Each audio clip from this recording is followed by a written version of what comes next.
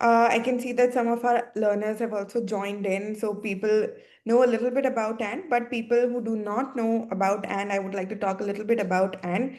Um, so AND Academy is a one-of-a-kind design, online design school. It was born out of the pedigree of IIAD, which is a brick and mortar design school based out of New Delhi, Okhla. And we have professional short courses in the domains of graphic design, interior design, and UI UX design. Most of these are part-time courses. We have a full-time course in graphic design, but all of these courses are delivered online by people who are actively working in the industry. So you get to learn from industry practitioners, designers who are contributing to the growth of the industry, who are very up to date with what sort of trends are there, what is it the recruiters want, the very relevant information that is out there about the design industry. So these courses are taught by those people. And all of these courses are built in a way that we begin from the very fundamentals of design. So if you come from a design background or you do not come from a design background, we start from the fundamentals and then you sort of build your expertise. So you can start with a basic certificate course and then go on to build your expertise in, say, graphic or interior UI UX through a diploma or a PG diploma course. And so in that way, these courses are sort of stackable. uh, you build your expertise in a very incremental fashion, and so like that you also pay your fee. um, all of these, as I said, all of these courses are delivered in an online fashion. So think of a design studio that is in a physical space, but we sort of simulate an environment that all of things that happen in a design studio are happening online. uh, so you work on projects that sort of borrow from the real world challenges that you would face in the industry.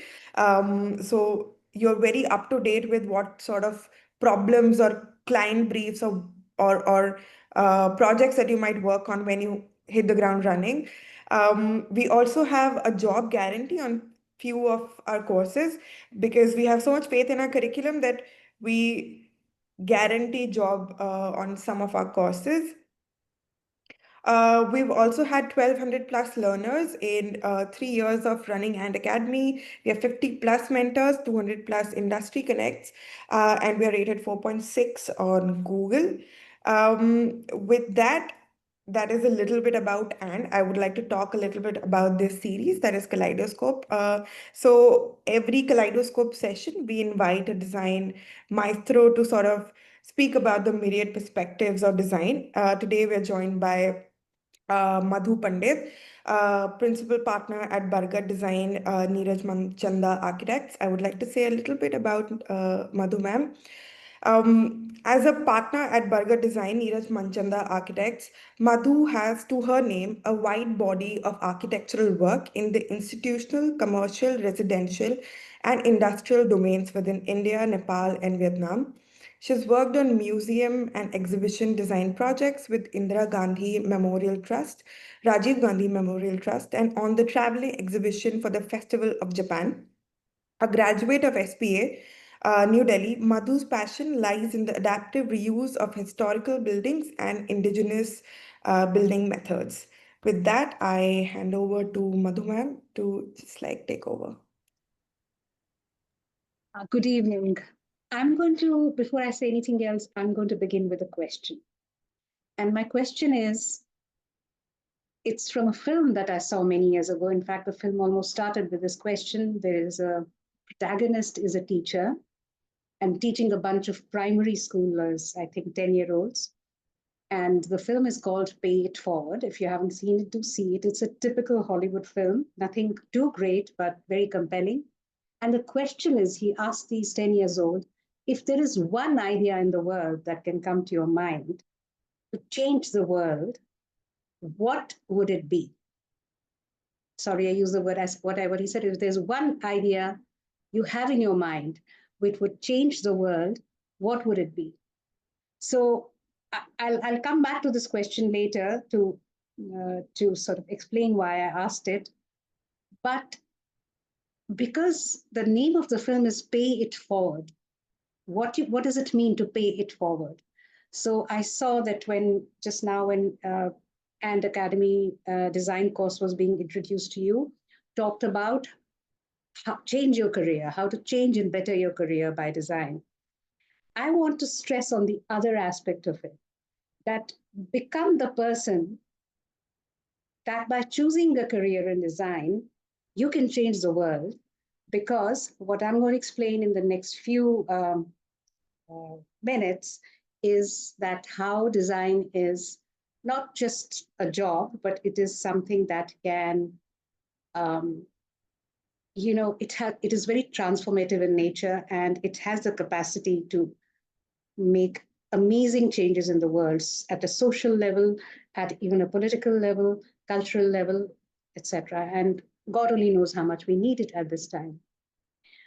So now, to come back to my little introduction, I know I've already been introduced, but I do want to say that I want to thank and Academy people to to call me here. I'm really happy to be at Kaleidoscope here, talking to people who are genuinely interested and seeking questions about design. So I'm not going to really tell you. I mean, when I called this talk Future of Design, it's something which is in my mind all the time. I have been in design for such a long time. And, but I'm constantly thinking about it, is that where are we going and where are we? Where is our thinking and our philosophy of design leading us? So I decided to call it Future of Design, but I want to put it to you in a way, just food for thought. You may not have decided to come to design yet, but here I'll put out a few questions, a few ideas, which are meant to make you think. That's the main idea. It's meant to make you think and uh, let you allow you to make your own decisions. Because I think the best way of mentoring I've learned through a lot of experience now is that you don't tell people what they have to do. You just put up thoughts out there, ideas out there, and people make their own choices. So let me just say a few words, and then I'll share a few slides with you to illustrate what I'm saying. I'll just say a few words about future of design in India, or future of Indian design, whatever you want to call it, is really to do with peeking and going back into history and trying to understand historically where we were and how have we come from there to wherever we are here. And why do we need to do that? Why do we need to go back to the history? It's not to recreate history at all, because we are the people who belong to now and we are looking forward to a future. But there's a lot to learn from the past, a lot, so much to learn. So, firstly, let me give you the good news that if you do come into design, you will be looking into history. Now, any of you who have not liked history in school, um, don't worry, because this is not history the way, because you will be figuring out yourself what you want to look at. But it's a vast world of trying to understand our past and to let ourselves decide how and why we came here. So when I joined many years ago, when I joined SPA, we had a course called History of Civilization. And I wondered that, I mean, I was new. I was 3 days old in the college, and had come to do architecture. And I said, why do I need to know about the history of civilization? I mean, where did the Greeks fight the Romans, and who were the better, how which was the largest empire? Was the Persian Empire the biggest, or how did it shrink? And because it was just not only about art, it was about civilizations and it was about culture. And soon enough, it made me realize that it's so interconnected, because um, trying to understand and learn design, or learn the procedure of how you want to design, you do really have to understand at the center of it is a human being. And a human being is so closely connected with the culture around him or her. So there we went, looking at the cultural aspect of in the past, that how it affected and what is the kind of architecture and design that came out of it. And Now the learning is vast from history. The learning is vast. It's almost exquisite. And I am promising you one thing, that if you decide to join design, you will be really experiencing the sublime quite often, more often than not. Of course, there are many, there's a lot of troubleshooting, there is a lot of ridiculous in the profession also. Which profession doesn't have it? All professions have it. But you will be experiencing the sublime, and you come to it if you want to, if you're interested, and if you want to join it. So here I'm going to stop now and share my screen, and I'll just explain and illustrate what I said through some of the slides. Madhu, I'm just going to interrupt you for a minute while you continue, because there's a question in the chat which I'm just responding to. Somebody's asking that how will we ask questions? If you check on your menu at the bottom of your screen, there will be a Q&A with a question mark symbol. You can put your questions, you can type your questions. You won't be able to unmute yourself and ask questions, but you can put your questions in the Q&A tab. And once Madhu is through with her presentation and her delivery, then Shubhangi will be moderating one by one. She will pick up the questions that you have put. So you can keep putting the questions while Madhu's presentation is on, but we will take them only towards the end. Sorry for the interruption, Madhu, but no, not I want at to all. interrupt it when your slides were on. No, that's fine. Yeah. Okay. Thanks for that. Yeah. Okay, so one sec.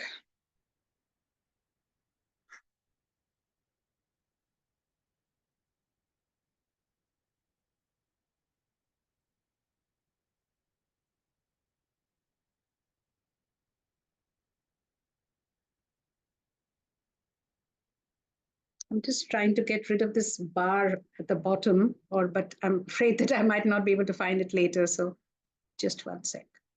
First, let me just go with.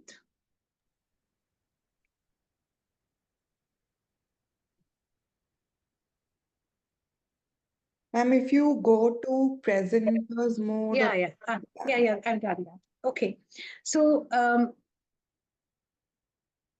that's my first slide. So let's start here. And this is what I meant by when I'm talking about Indian design, that let's just, even when you're thinking of the future, why do we need to hold on to the history in the past and try and understand what's around us? And if we see that that design has been around us for centuries, everything is designed. They were not designers at that time, but everything was designed. So if you look at each and every picture, you will see an element of arrangement, an element of composition, from the fact that the Golgappa Wala has a stand that has been designed. It's a foldable stand. He can fold it and collapse it, and he can go back home. Or the tikki wala has arranged the tikkis in a particular way. The aesthetics of that entire thing that's happening, the design of the flat skillet on which the puda or whatever it is being made. So each and every element has, each and every object in this world has an element of design, and has had it for a longest time. Now here we're looking at trucks. You must have always wondered, I always wondered that what is going through the truckwala's head when he is thinking of, uh, making ornamentations and painting his truck. And of course, they always go to artists. There are special artists who do it. And how does he make his choices, and what does he want in that? So it's just, then we have, then we have around us, if you look at it, all these posters, which themselves speak a bit about it. I'm going quickly over these slides. Now we come a little bit to more to do with my particular profession, which is the building profession. And what I look at here is that I don't think very few of these buildings would have had an architect designing them. Yes, a master craftsman, maybe an engineer involved, not maybe, definitely an engineer involved, but it would be probably made by the people who were constructing it. And each and every window and opening that is there that you have has a story to tell. and there is a particular reason for it. If it is a door, like I'll take my cursor like this, is that it is a door definitely, but it works as a window, and you can then open it up and it can become a door. Or if there is an arch over an ala, then which style of architecture does this belong to? And then you come and go into more modern times when you forget about ornamentation and arches, etc.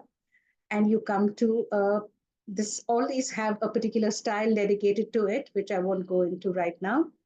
So, but each and every facade of this that we see in front of us has a design story.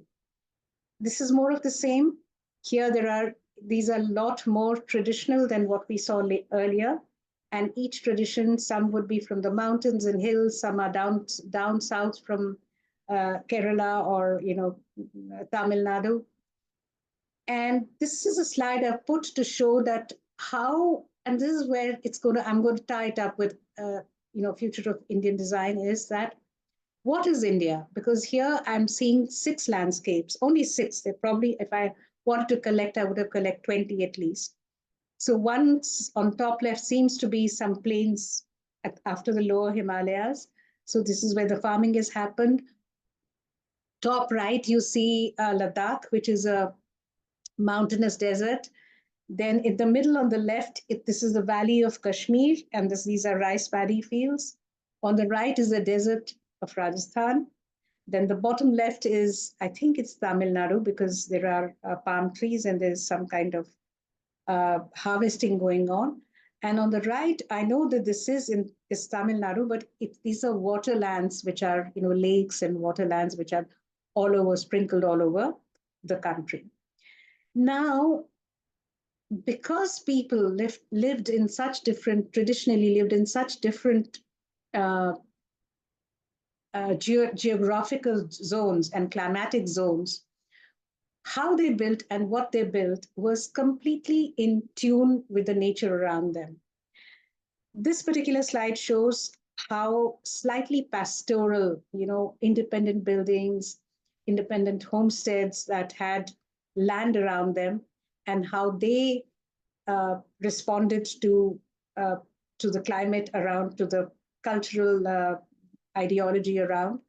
And then you have more like, I think I'll go there to this one, is more very, very urban, tightly knit fabric. Anything like, when you go to your old cities, whichever towns you are from, always is an old city. An old city, the houses are tightly packed, and that's also coming from a certain ideology of design.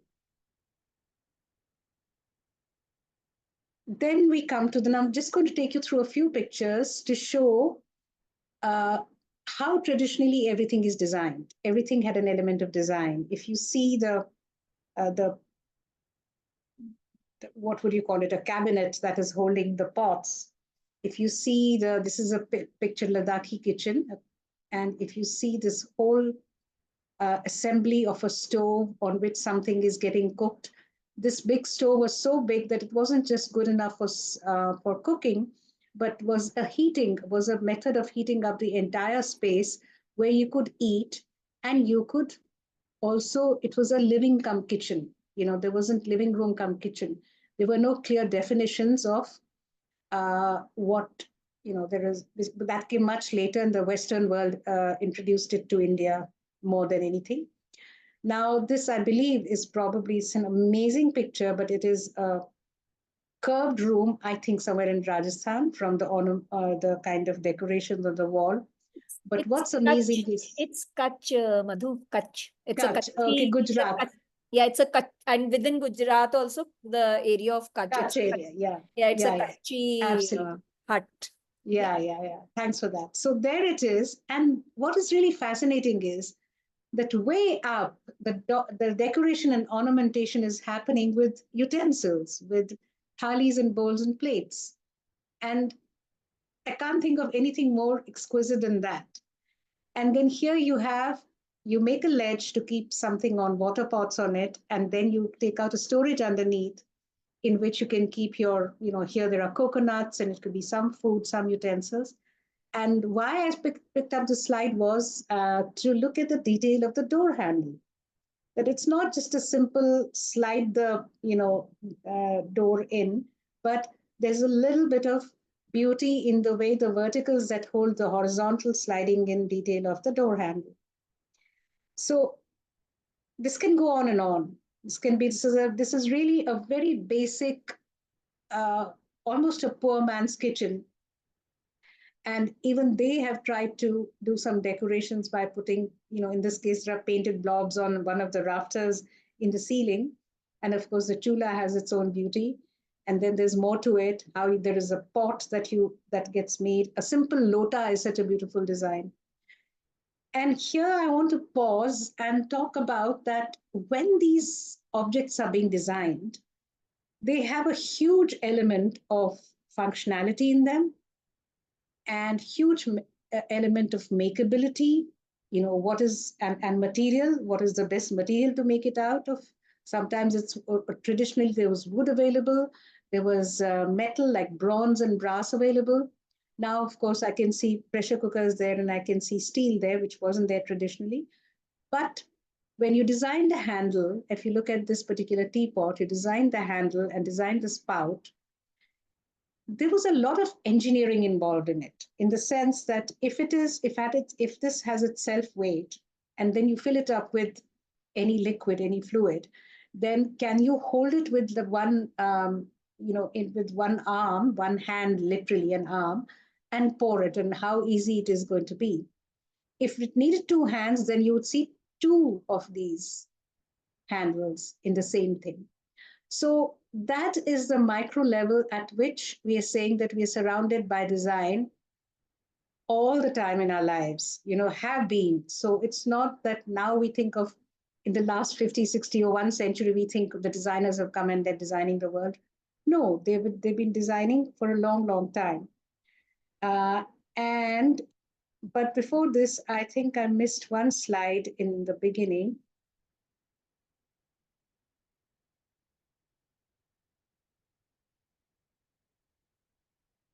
Yeah. So this is a quote by a French writer called André Gide, and he says, everything that needs to be said has already been said, but since no one was listening, everything must be said again. I just incidentally came across it in my Instagram today, and I said that I should share this with my audience today because I'm not saying anything new at all.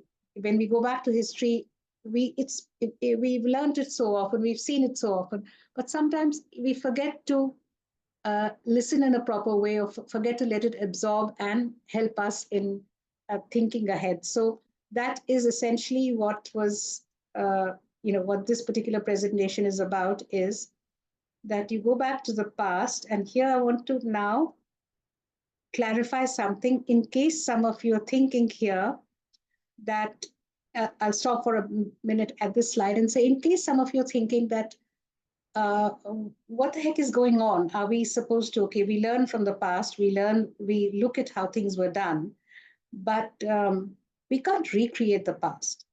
Or do we even want to live in this kind of, or have this kind of design? So I want to very quickly clarify that no, nothing can be recreated. Firstly, it can't be recreated because that particular technology, the handcrafted, doing things in a handcrafted way, very little of that is left. We must try and revive it, but the technology, especially in the building world, not object world, but building world, it's bygone now. Nobody's going to make fat stone walls and fat brick walls. We've got technology of concrete, reinforced concrete, etc. And we have embraced that technology, and the technology is cheaper, much cheaper than trying to recreate that.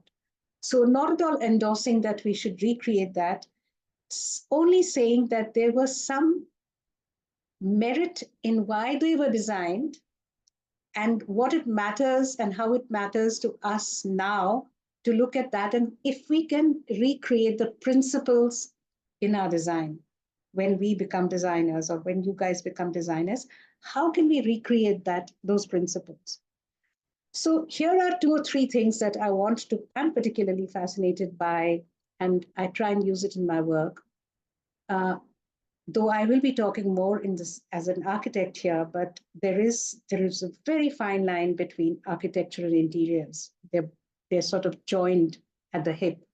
One cannot exist without the other. And one of the biggest learning I've had from the past is, and I do tell everybody that that is the future for all of us architects to think of, is that everything was designed outside in. The outer space was more important, the void was more important than the non-void. Now, why am I saying that? So there's a picture in front of us, and this is a courtyard. It's not an ordinary courtyard. It actually is a courtyard that holds a water pond.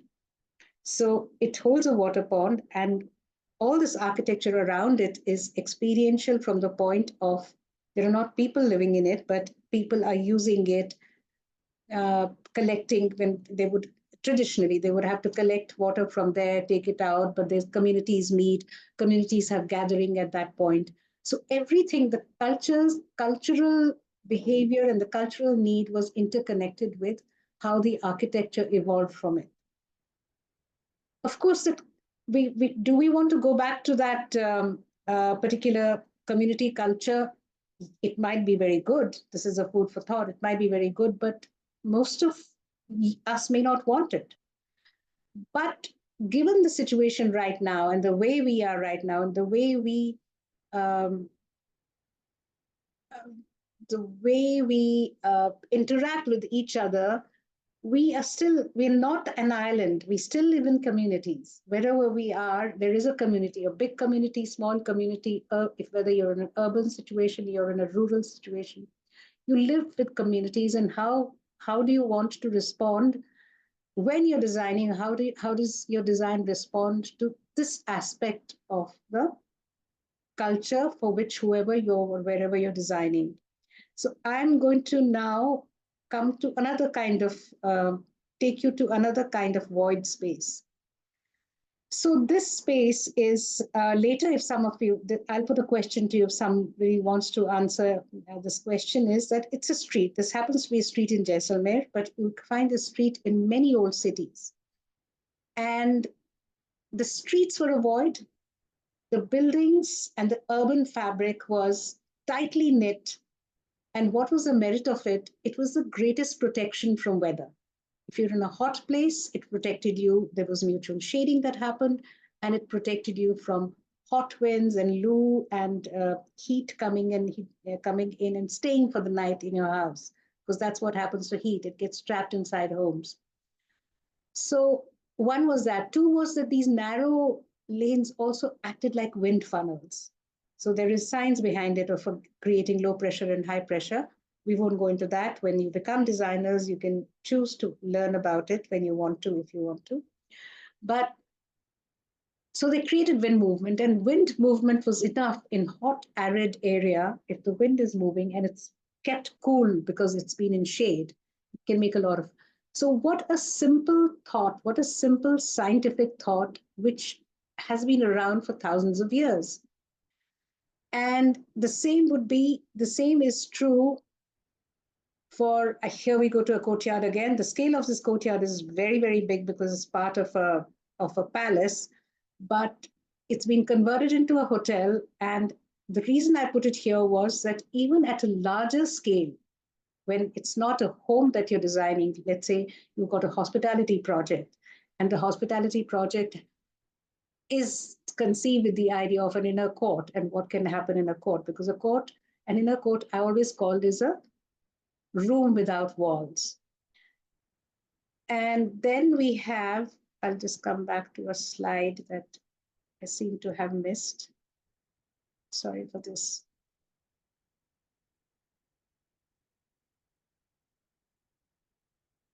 Yeah, it's probably gone all the way down. I'll come to that. Yeah.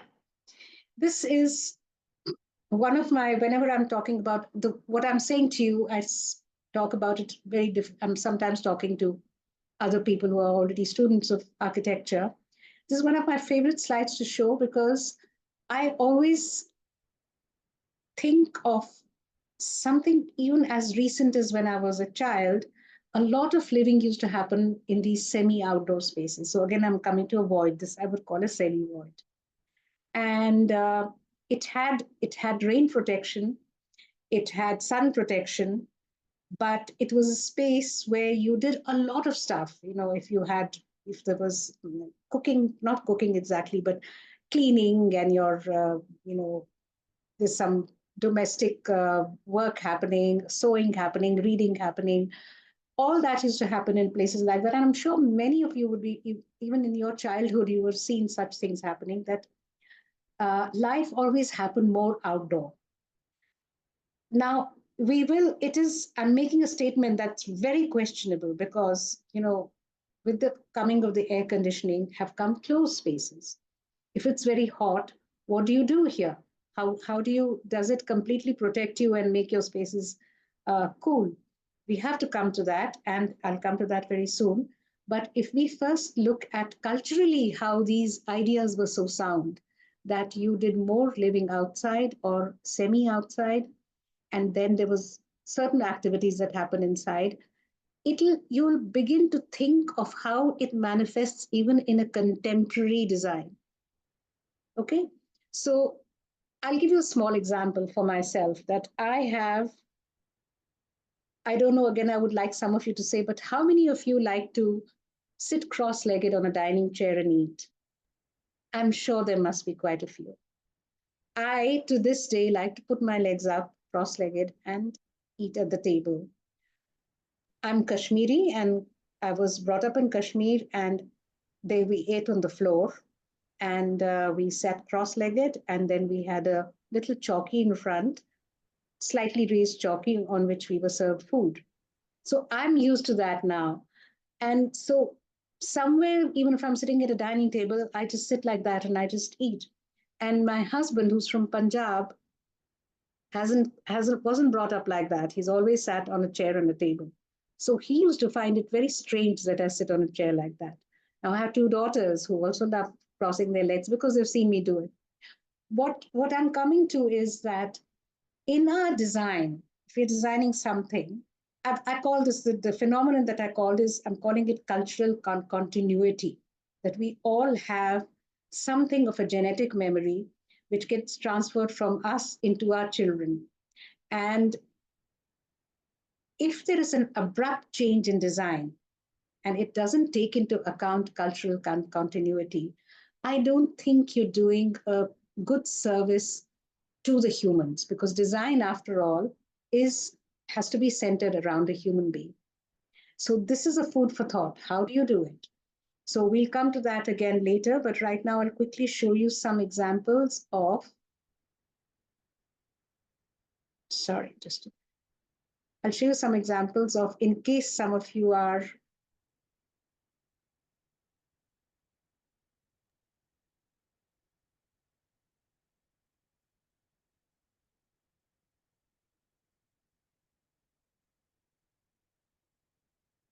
sorry, Shubhangi, my screen has frozen, so I'm trying to unfreeze it. That's all right. Don't worry. Do you want to just, it's moving now, Madhu. Yeah, okay. Yeah. So here we have, I showed you this. Sorry, we saw this. Then we see another example of more, again, a traditional example in the hills. You might think that it's only because this picture was from the tropics, a tropical place where there's a hot, humid kind of thing. Then you see the hills, Himachal. This is somewhere in Himachal. And they also have their buildings wrapped around in verandas. And then very often these verandas are sleeping spaces also, perhaps night sleeping spaces or siesta spaces. And courtyards can be courtyards which can be usable courtyards or just courtyards that let in light. But I'll quickly take you through all that I said right now. I'm sharing it with a very contemporary house. I wish it was something that I designed. No, I have taken this from, there's something called Studio Maga. And this is a very contemporary house which just borrows 3 or 4 things that I was talking to you about, which can be the future of design. Firstly, it uses materials which are gentle. Okay, in this case, there's brick and terracotta. And you can see the methods are of using less and less reinforcement concrete. So the roof uses what is called a compressive system. So it's, as a result, it naturally is using material that's more sensitive to the environment. It has courtyards. Okay, now this is a contemporary one. It has courtyards. It has nice steel beams in between, so that's hybrid. It has a very contemporary look about it, but it integrates plants within this courtyard. And I can understand that on a hot, humid day, you might not want to be right on this open part of the courtyard. You might have a screen that pulls, and you might get into an air-conditioned space if you have to. And so there's a dining area here, and the dining area also looks out into the courtyard. But I know submerged somewhere would be a screen that can come and shut it, or not. We don't know. It depends on when one is talking to the client and what they say. But here, below that, you see a bedroom also opening into a courtyard, but it has a sliding door. So that if you want to protect it from the elements outside, you can. Now, this is what I call the innovative experience of a designer is constantly innovating and solving problems in order to not give up on a single functionality, a single need that the client has, and yet transforming the experience and the livability by not just the use of material, but how you use the light. Now, the top view has a space, it is a living space, and it has a light coming in, diffuse light coming from the left. On the right, far right, there would be a garden on the other side also. And it really is a matter of how you juggle around with what you can shut to protect the elements and how you can bring the outside in. So that is the end of my slide sharing. But I want to conclude now by saying a few things. Let me stop sharing.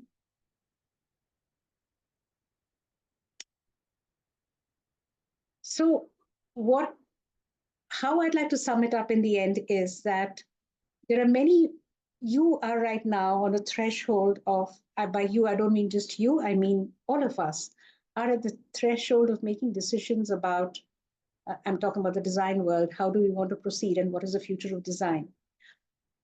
You can be very knowledgeable and you can get your knowledge from what's around you, the way the building industry is moving, the fact that we see glass buildings that look the same, that have no locational specificity. A building that is in Shillong can look like a building in Gujarat and can look at, which is not taking into account any location speciality of that place. And there's a lot of it. So as a designer, you can learn from it. One of the ways that a lot of us are propagating sameness of architecture is by just going on Pinterest or Instagram and just making the same things again and again and again. And you can't tell where that thing is from. So all of our cities have begun to look like big, large glass boxes, which don't belong to culturally or climatically, they don't belong at all. They are they become greenhouses. They take a lot and lot of energy in getting, to become thermally comfortable. They use a lot of air conditioning, and that is affecting the climate in many ways. But this particular talk, I don't want to get sustainability and low carbon footprint in. We're not talking about that. We're only talking about what one can do as a designer. If you decide to choose a world of design, I think you have the world in your hands. And you can make a choice that do you want to be that person who continues to make large architectural edifices which belong to any other place, or do you want to look at at least this country, the country of India, I want to look at it as a special place that had so much wisdom already, and can we just learn from it? And because when you're a designer, you will only when you design as a designer, you realize that design is truly selfless. Because when you're designing for someone else. If it is self-serving, and let me tell you, a lot of designers make very self-serving buildings. I want to make this, I want to make this space because it is what I like. It reminds me of something very beautiful from somewhere else. But design is not like that. It is essentially about humans. It's about how you coordinate the coexistence of human beings with nature and with the natural surroundings around them. And here's the good news. The good news here is that you can, this process of trying to solve this particular problem is so exciting that, especially with the tools we have in mind, not just the tools, the technology we have in mind, because technology is very important.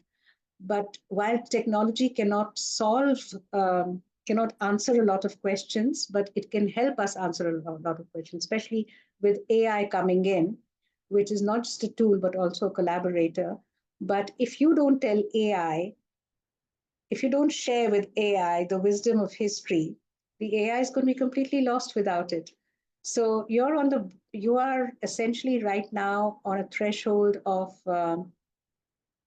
being able to make really good choices and be able to make it with a lot of wisdom. So I just want to end there, if then leave some space, some time for questions. Thank you very much. Thank you so much, ma'am, for sharing your wonderful presentation and all your wisdom. Um, I think we already have questions coming in. For people who would want to ask questions, you can use the Q&A box at the bottom of your screen. Um, so somebody is asking, how do you think design in India will look 10 years from now? Okay, that is a very interesting question, and I'm a diehard optimist. And right now, when I look at a lot of what I said right now, there is already a small community of designers that is asking these questions that I put forward right now of what kind of a designer do you want to be. And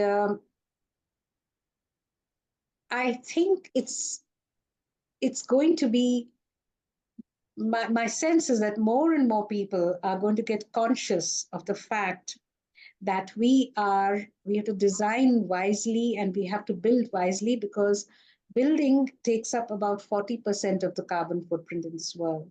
So sorry, I am coming to carbon footprint and climate change here. So just by being the designer who's designing, has anything to do with building industry, is already a bit of a sinner, because you are consuming a little brick. Even a small brick is not very energy efficient. It takes up a lot of energy. So I I must say that more and more people are going to get conscious of the fact that we have to not appropriate natural resources because we're running out of them.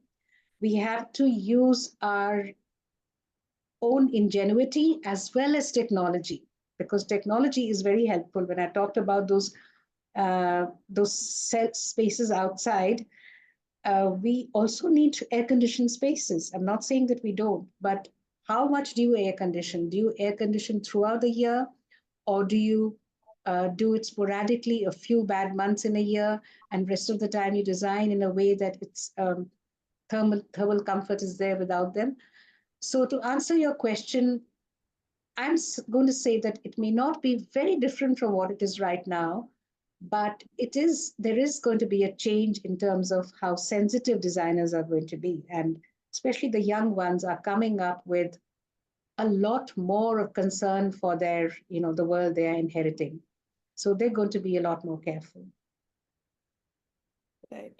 That sort of reminds me of something that happened when I was in architecture school. It was we were doing this exercise of imagining. I think this was in like for one of the nascent years, first year, second year.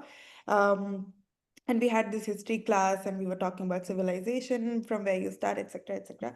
And then we had this one professor who asked us, what do you think the world would look like 100 years from now or something like that? And everybody, whenever they thought of this world, they would think about like dystopian stuff, like huge building and concrete and like this and that. And there were like a bunch of students, they were like, if we're imagining stuff, why do we have to be so dystopian in our imagination? Mm, It is imagination that we are bringing to life, and if we are bringing imagination to life, why not imagine a world that is, has more community building, has more trees and nature and architecture that sort of merges these two. So I think it just sort of comes back to the thought, how is a designer sort of imagining the future, and mm. that is what they are bringing to life essentially. So if we are imagining a dystopian future, that is what we are bringing to life. True. But actually, the question that you asked and what you're saying is this is what my today's what I'm sharing with the people in the audience is that this is a question we all individually have to ask ourselves and sort of make it happen once you made the right decision. Right. Madhu, I want to Indeed. just sort of interrupt the flow of questions from there and bring something which is related to what we just spoke about, and mostly has been the theme of your presentation also.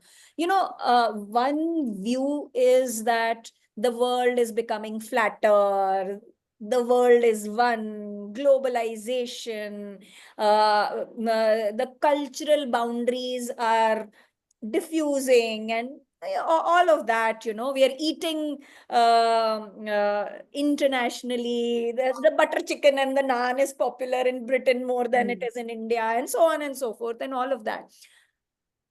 What you are also speaking about is the local flavor, and not just for the sake of conserving or preserving the local flavor, but saying that it comes from the environment. It's already aligned to the exactly. environment, and therefore, so the round room that you had shown with all those brass things on top, that round was good for the desert of Kutch and so on and so forth. It was not a random idea कि अच्छा आज मेरे को round कमरा बनाना है or whatever. What do you think in today's time when we're trying to make everything, we're saying that the world is getting flatter, you know, Mhm, and when you are exposed to so many different flavors, and mhm. therefore you want to own some of those flavors, you Yeah. know what do you think is the space for this, because it will therefore become local. If I want to make buildings that are aligned to my climatic conditions, my cultural practices or ethos, what do you have to say on that, Madhu? So I'm all for all for this what you mentioned, and all for the fact that this is we are all trans national human beings, and every culture that we come in contact with, we it changes our life. I mean, I love listening to Western classical music, but I myself am a trained Indian Hindustani classical music musician, and I listen to that. That's my first love. But I do mm, have been, exposed to opera and other cultures, and also culturally we are one with the world. I totally agree with you. We are, and we don't. For example, the clothes we wear. I mean, I'm dressed in Western clothes. I'm dressed in hybrid clothes. I'm dressed in a sari, and that's wonderful about it. When it comes to um, that is why the last few slides that I shared, Prachi, was because it can frighten a lot of people, including clients. When we tell them, they very often, a client comes to me and says that I don't do residences, but hypothetically, a client could come to me and say that, I have a house in wherever, in South Delhi, and I want a New York apartment. This has become a thing between us architects. I want a new.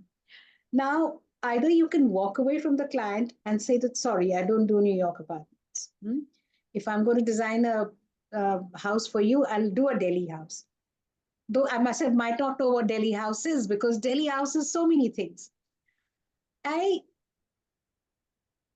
What my talk is about is that, is it possible for you to understand the aspirational needs of a person?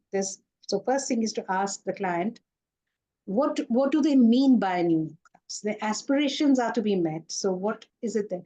And if you're able to tell the client that, what if I meet your aspirations, but I do it through methods and methodology that are respecting and that are gentle on our environment around. So one of the things could be that, no, I will not import marble that is coming from Italy, because it doesn't make sense. Let's go around and let's look at some nice local stones. And for, of course, Delhi, something local. Rajasthan is very much local about it. And there's so many beautiful stones around for that also. So it's a choices that you make where you are, or you can say that, let me craft you a screen, which will let the light come in gently. So it can be glass sandwich with a screen in between, and a stone screen, and the screen can have a very non-traditional design, but you use craftsmen that are actually making it. So there could be local craftsmen that come, and so you are in a way, uh, you know, identifying and helping the local communities also. So I'm talking about becoming an ecosystem which thinks globally but acts locally. It's that kind of thing. So that's Yeah. where I'm coming from. So, And sorry, no, go ahead. no, actually I finished. Yeah. Yeah. No, so I mean, I completely hear you and I align to that as well. And I'm just going to translate it a little bit because I know in the audience there are some of our students who are there. And one of the things is, I always feel, Madhu, that as a designer, I have to become an advocate of good design. My job is not, of course, at the end of it, I want my client satisfied. But that doesn't mean that my job is to say client is always right and yes.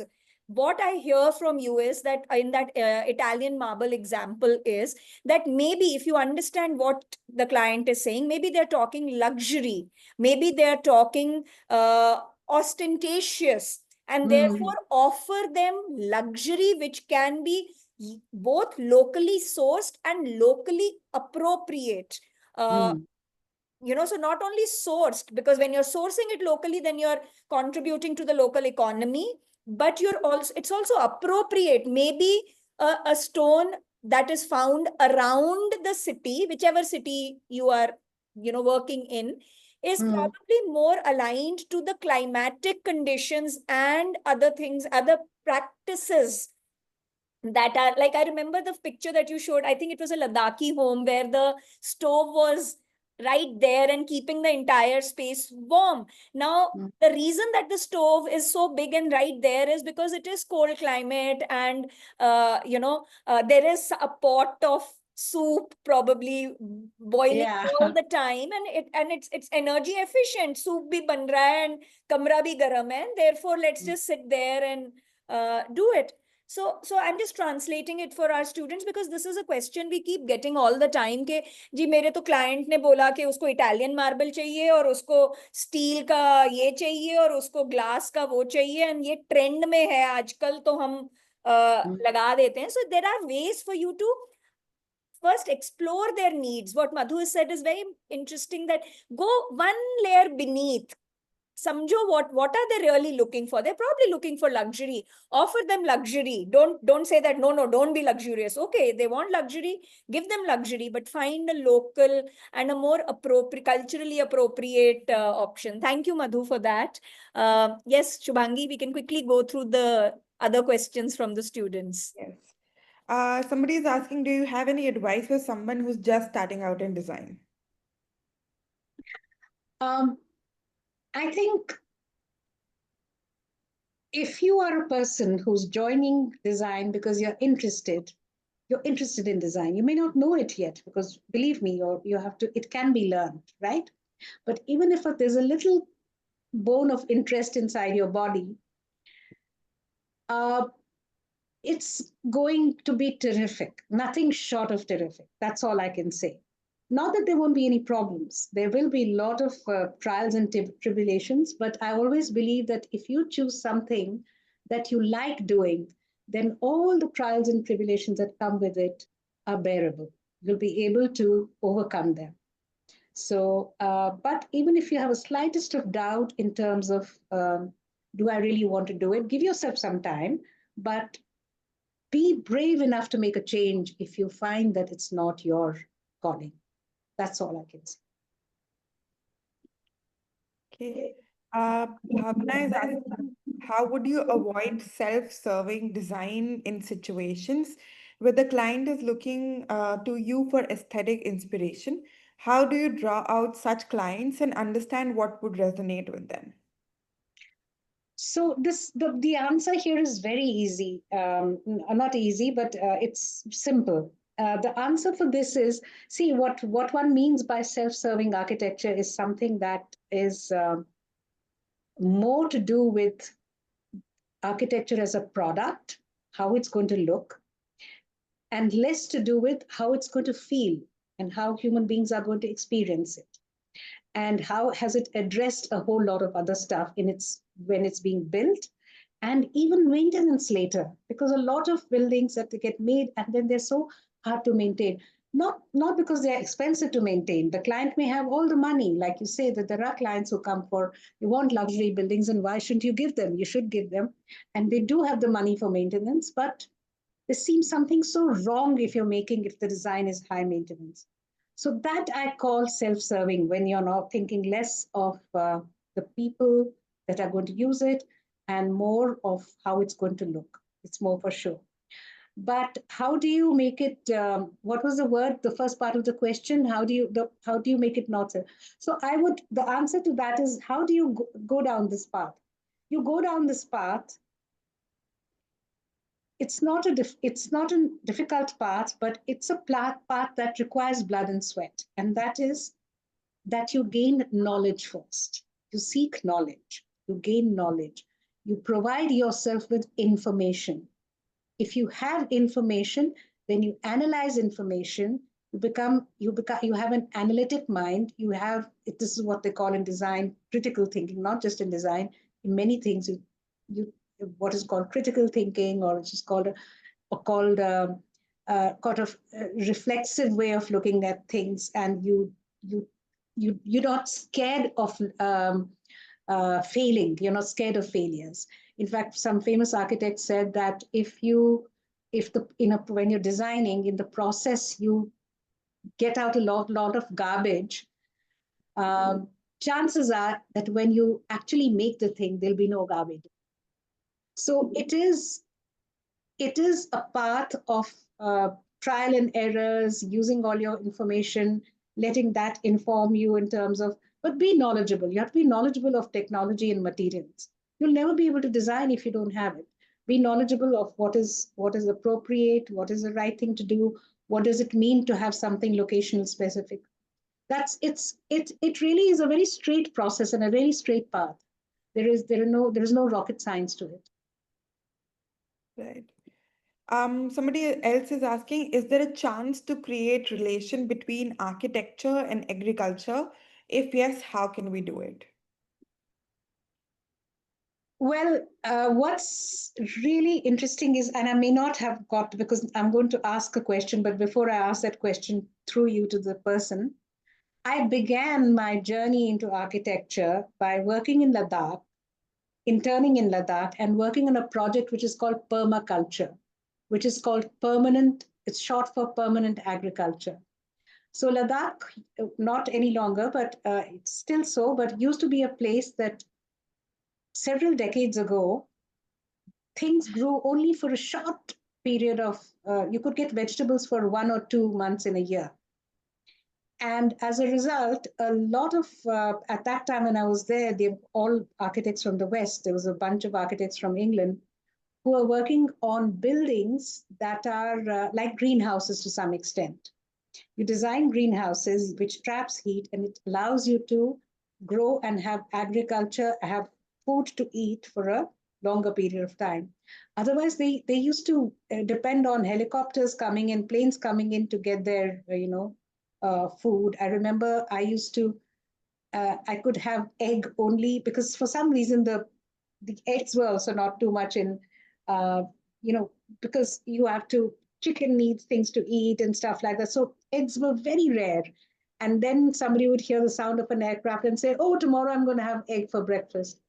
So yes, architecture has a lot of role to play in uh, in enhancing agriculture. There can be many more ways. Other than the building places within which this can grow, I have a sense that uh, I don't know too much about it, but I do know that architecture and landscape and nature and greens and growth and foliage are closely connected. So, yes, there would be in some ways a connection. If you are a person who wants to go to their village and do this, I would highly recommend it. Moving on, somebody's asking, what do you think is best for future? Historical architecture versus modern architecture. In terms of daily living, excluding carbon footprint and environment, and more in terms of whole community. See, historical building is out. You can't, I mean, whenever somebody's tried to make historical buildings, they come out terrible because they're not made with the method that they were made. So imagine a beautiful fort that was made with 800 centimeters thick walls, made out of big fat stone, or even in some cases, bricks, etc. Which client can have that kind of money now to make, that make a building like that? So, and it seems all wrong because your whatever you do has to belong to the present in terms of the technology and the methods that are available to you. And while a lot of products that are coming in are the industrial products that they come, the vendor-based products that come are not very environmentally sound, but people are getting very conscious of the fact of making a choice that what is less damaging to the environment, which product is less damaging to the environment and which product is not, or to health. There are all kinds of paints now that have come which have low VOCs, which are much more healthier to have. So you have to make constant choices, but you have to build in a very contemporary way, and you something that belongs to the present and perhaps doesn't look dated, even as what we call timeless in nature, something that doesn't look odd after 20 years. These things are not just theoretical, it's possible to get to make things like that because unfortunately people are thinking that, oh, you do an interior for 4 years and you'll get bored out of it and then I'll do the interior again. But it doesn't have to be. It doesn't really have to be. You can make a beautiful interior with the person likes it forever. And yes, if they want to change after that, why not? It's very much, if it's part of a present culture, it's all right. So you have to embrace modernism. You have to embrace contemporary thoughts. You have to embrace clients' needs. That's for sure. Samir is asking, please tell about courses and Academy is offering. Okay, I can do that. So and offers short-term, part-time courses in the domains of graphic design, interior design, and UI UX design.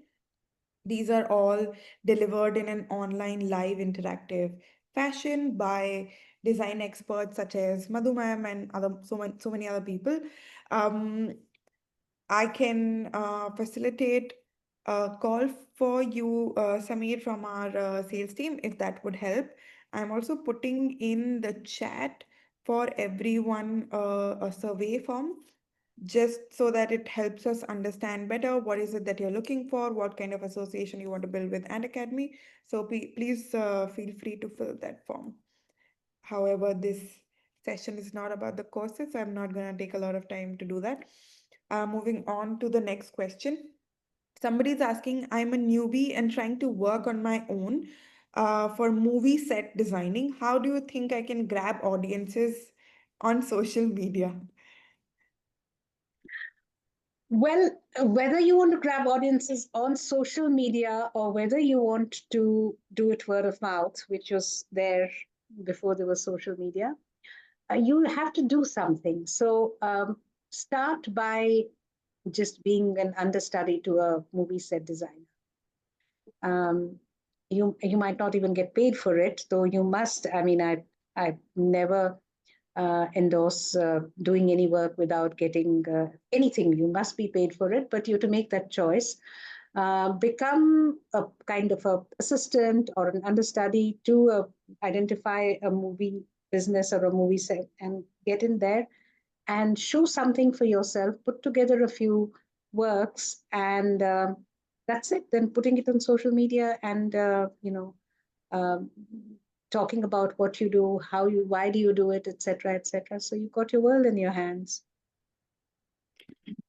Somebody else is asking, what skills will help young designers stand out in the coming years?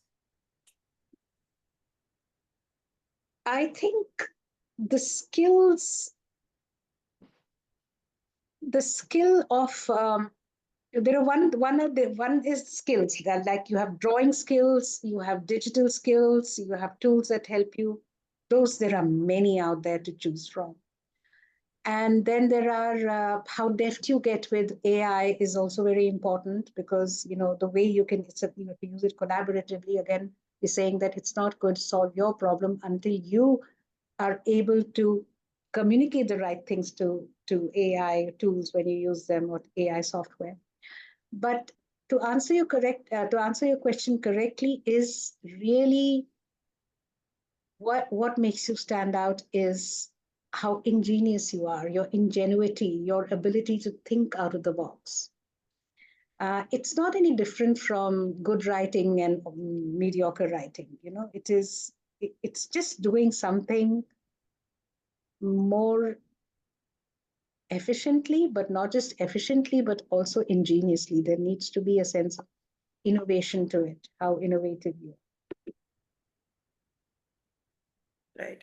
Gokul is asking, will you provide any course material for interior design part-time course?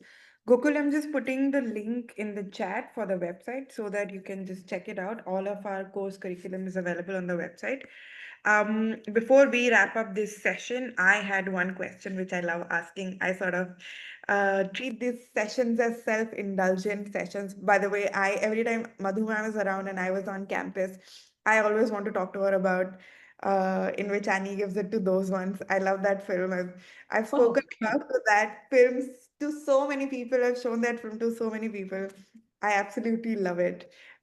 So my question basically is, if ever you were to redesign anything, maybe like a small something like a small product like a safety pin or like a big thing like Delhi Metro railway system, what would you redesign? I would try to redesign anything and everything because everything is a scope of looking at it differently, almost everything. So that is my honest answer. But to share with you one of my personal madnesses is I, other than designing buildings, I love designing lamps. And I have designed quite a few also, and I've very often made them with my own hand. And yeah, that's one thing that I keep whenever I look at anything, then I just want to keep doing it. So that's one of my passions, separate passions on the side. But the answer to your question is that everything has a, a scope for, you can look at it slightly differently, or, even if it's great design, you would want to. And for me, you see, I'm a person who sees design everywhere. And even in the smallest things, sometimes if I'm caught in a traffic jam and I'm looking at a cow that is caught in the middle of five cars, I just end up looking at the cow as a incredible nature's design, the way the bones are, the way the structure is, and I question also that, is this necessary? I mean, is this part necessary? Is it, well, is this where nature has gone wrong a little bit? So yes, it's like I began my talk by saying it's everywhere around us. So Thank you so much for this session. Thank you for taking up the time to do this for us and our learners, mostly me. Thank you, Prachi ma'am, for joining us today. Thank you, everyone who's joined us and stay till the end of this session. Um, we'll see you around in the next Kaleidoscope session, which is happening on 28th. Uh, so yeah, thank you and good night. yeah, I'd like to say goodbye. I want to thank both Shivangi, you and Prachi and Academy. And I want to thank all my audience. So I can't see you. So it's a bit uh, disconcerting, but I know you're there. And like Shivangi said, that I do come in for some special lectures and special interactions with and Academy students. And it's very, very heartening to see uh, very, very, intensely inspired students. And so if any of you are going to continue and take that journey, all the best to you. Thank you and bye. Thank Bye. you, Good night. Madhu, Thank for you doing for this doing for this. us. My pleasure entirely. I'm glad to be here. Yeah. Bye. Good night, everybody. Good night. Bye.